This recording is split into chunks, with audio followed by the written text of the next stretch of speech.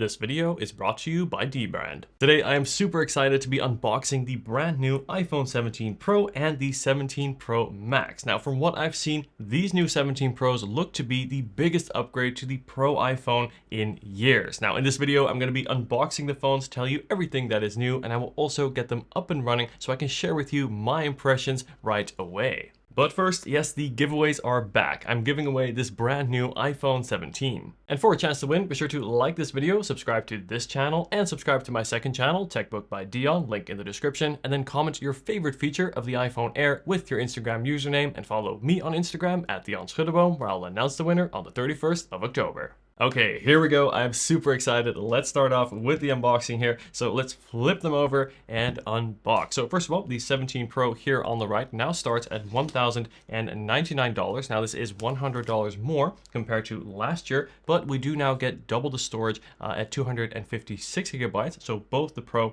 and the Pro Max now start at 256 gigabytes. The price on the Pro Max is thankfully still the same at $1,199. As always, I will leave the purchase links down in the description. Okay, and here comes the part I'm looking forward to most. That is to seeing these colors in person. So I've got the Cosmic Orange and the Deep Blue. Let's go ahead and lift the boxes and reveal both phones. So here is the Deep Blue. Wow, okay. And then here we have the Orange. If it will come out, that is. And there it, whoa, all right. That is an orange iPhone. Okay, so let me share my impressions of both colors. First of all, let's take a look at this Cosmic Orange. Look at this color.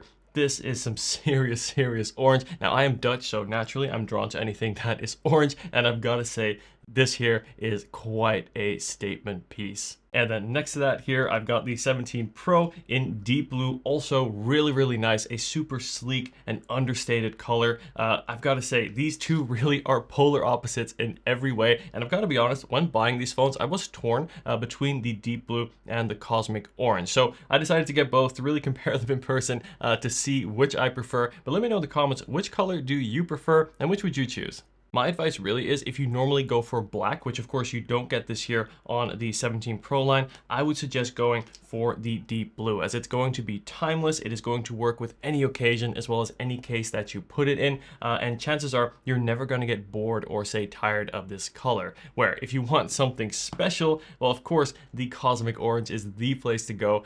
This really is going to be quite a statement piece. Everyone will immediately know the guy with that giant orange phone. Yes, that is the new 17 Pro, and if that is you and if that's something you want, then this color is definitely something special and unique if you look at a sea of otherwise black and more dark colored phones. Now my only warning with this, or I should say thing that you should know if you go with this color, is that this color will be more difficult to pair with certain cases, and also having such a bold color is great on day one, but think about it, you're probably going to have this phone for many years, and the question is, will 2, even 3 years down the line, will you still like having such a bold color? Now whether you will or will not will depend on your personality. Myself, I think I would lean a little bit more to the more understated blue color here that we have on the 17 Pro.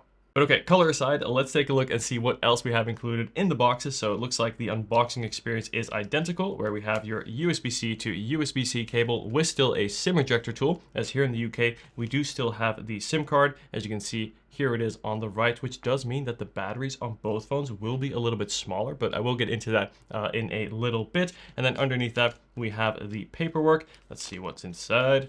Looks like it'll be the same for all the other iPhones that I unboxed previously, including a new energy rating. Also going to see how these phones compare both to the 17 as well as the 17 Air, or I should say the Air, which I unboxed yesterday, and also compare briefly to the last year's 16 Pro and 16 Pro Max here, which I have as well. But the biggest new features of the 17 Pros is going to be this brand new unibody and aluminum design. Yes, Apple has gone back to unibody, and I've got to say, this design feels great in the hand. At the same time, one thing I do immediately notice compared to last year is that these phones are going to be a little bit thicker. They also feel a little bit heavier. Let's go ahead and boot them both up here. So you can definitely say that these are more substantial in the hand, right? It's not as sleek as, say, the iPhone Air, but these designs are really geared towards the pros, and you can really see that. They really have more of a tool-like design rather than the more delicate and more fashionable design, you can say, of the iPhone Air. And then on the front, both phones now have the new Ceramic Shield 2, which is going to give you 3x better scratch resistance. And we also get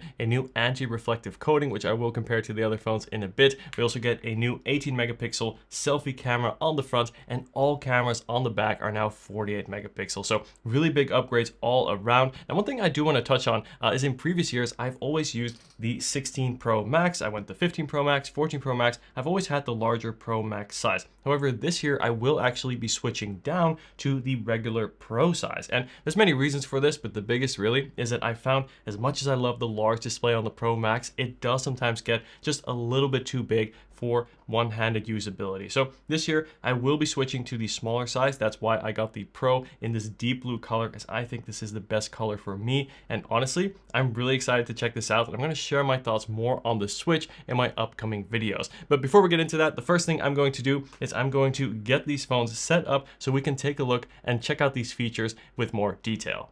While we wait, these new iPhones are expensive, so protecting your investment is kind of a big deal, and this is where Dbrand steps in. Right here, I've got the grip case on my 17 Pro. It can be customized with dozens of unique designs. I really like this sleek and understated dark circuit look. Check out the detail and texture up close. The grip case protects your iPhone from day-to-day wear and drops, and as the name implies, it is also super grippy. You still get MagSafe and camera control functionality, but unlike most other cases, this one actually covers the camera module, extra protection where it counts. Plus, you can also pair your AirPods 3 Pros with a matching grip case to complete the look. But what if you want even more? Say hello to the tank case. This thing is built different. And personally, I think it matches my 17 Pro Max perfectly. For drop protection, it doesn't just save your phone, it makes it feel like a piece of tactical gear. And the magnet's stronger than Apple's grip on my wallet every September. And if you're feeling fancy, you can even swap the modular metal buttons for a pop of color, because even tanks deserve a little flair. But what about the screen? Don't worry, Dbrand has got you covered, quite literally with the Prism 2.0.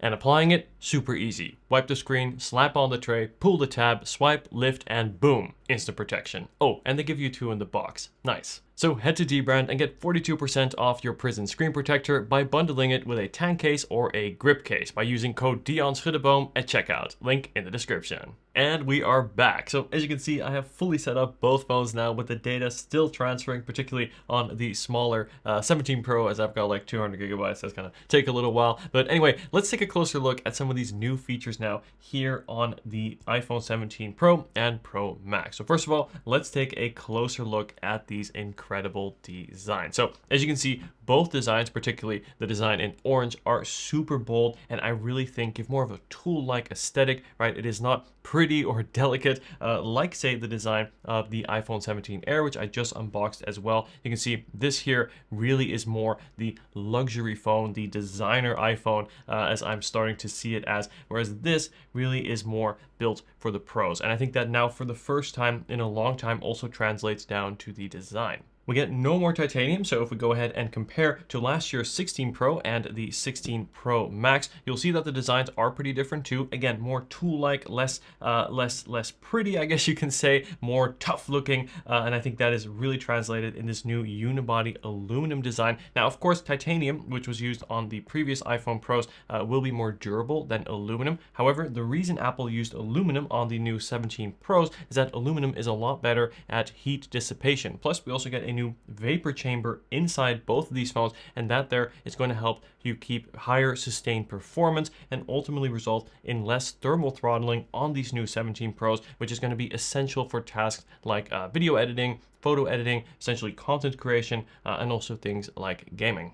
And one thing I also wanted to point out is as I was setting up these phones, holding them in my hands compared to last year's Pros, I noticed that this year the Pros feel more rounded. So if we look at the frames here along the sides, you'll see that they aren't as flat, not as much compared to last year. You can see that's a pretty stark difference, and you do feel this in the hand. So in a way, I would say that the newer Pros feel more comfortable in the hand, again, because they are more rounded. They don't cut into your palm as much, and that is something to be said, especially here for the larger Pro Max. That is nice to have. that, but does speak to a really substantial difference in the design language that Apple has chosen this time around for the Pros. Let's talk about the display. So the display sizes are the same, 6.3 inches on the 17 Pro and 6.9 inches on the Pro Max. I also compared the bezels compared to last year's models, and they do appear to be the same. What is different though is that now on the front of both of these phones, we do have the new Ceramic Shield 2, and this is going to give you up to 3 times better scratch resistance on the front. This I think is a very welcome upgrade because I found iPhone displays are pretty good at not cracking, but they do scratch really easily. So this here will be a welcome upgrade. Another really cool upgrade is that we get a new 7-layer anti-reflective coating on the 17 Pro phone. So first of all, let me compare the 17 Pro here in my left hand to last year's 16 Pro on the right, and check out how differently the light here of my studio reflects in each display. So it's much more mirror-like here on the 16 Pro and more toned down and even darker here on the 17 Pro. So when you are outdoors looking at things like maps or reading emails or whatever it may be, this should go a long way to making your screen more legible and less filled with distractions. Now, I do want to also compare it to the S25 Ultra, which as you can see does have the best anti-reflective coating on any phone out right now, or at least that I have seen. So you can see on the 17 Pro, it's not as good, but it still goes a long way. And again, is a big step up compared to any previous iPhone that you may have had before. And now let's talk about the camera, where the Pros get huge upgrades. Of course, that is part of the reason why you buy a Pro model phone. So first of all, on the front, we get a brand new 18 megapixel center stage selfie camera, which now has a pretty big square sensor. So let me quickly run a screen recording and give you an idea of what I mean here, or what a difference this makes. So check this out. Here on the phone, as you can see, I'm looking at the selfie camera now, recording myself. And what I can do, because the sensor is square, it is larger. So this will allow me to do 2 things. First of all, I can make the shot wider. This is great if you have a group shot to get all of your friends in frame. And then secondly, my favorite feature is with this button, we can actually switch to taking a landscape selfie right from the 17 Pros here without having to rotate your phone over. This here is really, really great. I love this feature. Again, gives you a wider shot and that different aspect ratio while holding your phone in portrait. And this is only possible because of the square sensor inside these new phones.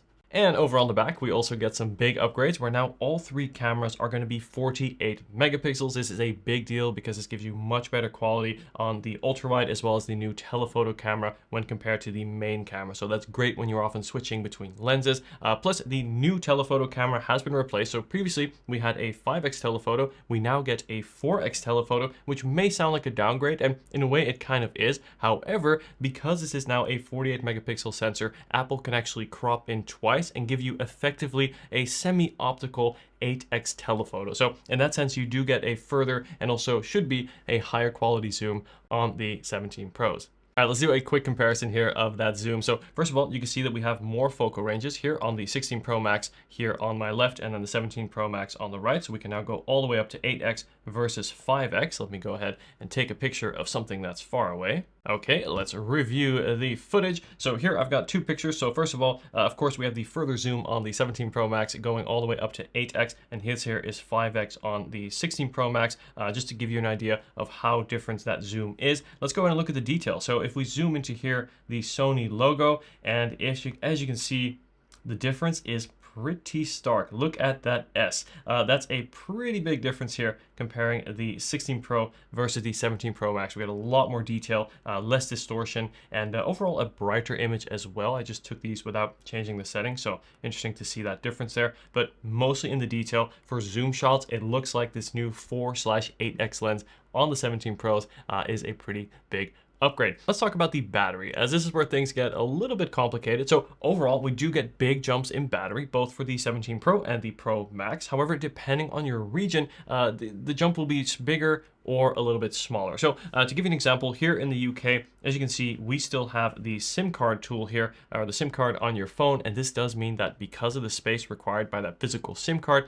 the battery won't be as large as, say, the models that you get in the US or some other parts of the world, which are eSIM only. So the models I have here are of course the ones that support a physical SIM, and for that on the 17 Pro we have a capacity of 3988 milliamp hours, where on the 17 Pro Max we get 4832 milliamp hours. Now off the top of my head, I believe it's about a 2 to 250 milliamp hour decrease compared to the versions with the eSIM. However, Apple still say that the new 17 Pro Max is going to be the best battery life on every phone, or on any iPhone, as kind of I would expect. And based on early tests, it looks like the 17 Pro's battery performance is not far from last year's 16 Pro Max. So this was definitely something I factored in when choosing to ultimately go down in size from the Pro Max to the Pro, as you don't want to sacrifice too much on battery. But of course, I will be running my own tests, and all of that will come up in my upcoming review video. And then in terms of the performance and operating system, well, we get the new flagship A19 Pro chip from Apple, which Apple say is going to be the fastest CPU in any phone, and I don't doubt it for 1 second. Historically speaking, Apple has really led the market both in CPU